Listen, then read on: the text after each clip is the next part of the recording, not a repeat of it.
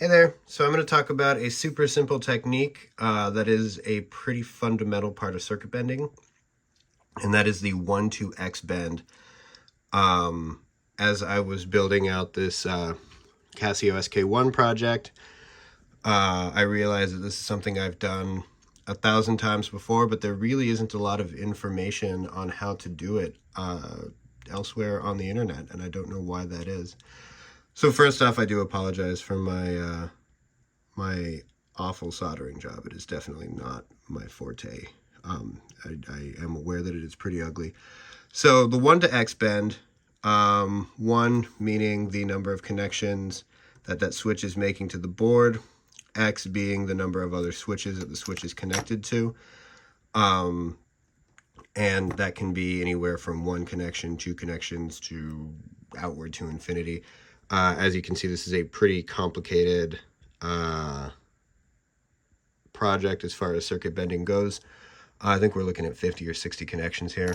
So yeah, looking at it, this blue wire, as you can see, just to take the switch as an example, this blue wire goes out to the board, and as you can see, this green wire just goes out to the other switches. So if you think about a switch as a door for electricity, you're either allowing that electricity to flow between these points or you're stopping it.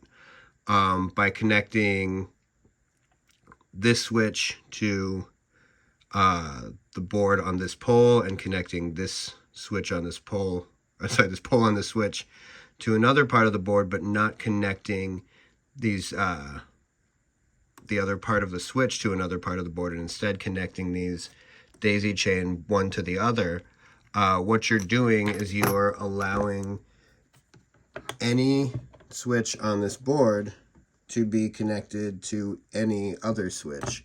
In other words, any point on this board can be connected to any other point by flipping 2 or more switches.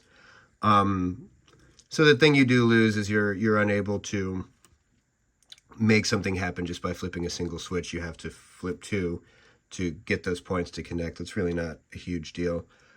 Yeah, that's basically it. Basically, the way to accomplish this is just connect one pole to a point on the board and connect the other pole to the other switches, and you're basically just doing that on and on and on outward to infinity. You know, as you can see, these are color coded. Just another aside, I would recommend color coding your wires, especially for a project of this size. It does get complicated. Anyway, that's it. Let me know if you have any questions. I know you hear this a million times, but if you do like what you saw, definitely make sure to like and subscribe. It really, really, really does help. That's it. Let me know what you guys think. All right, bye.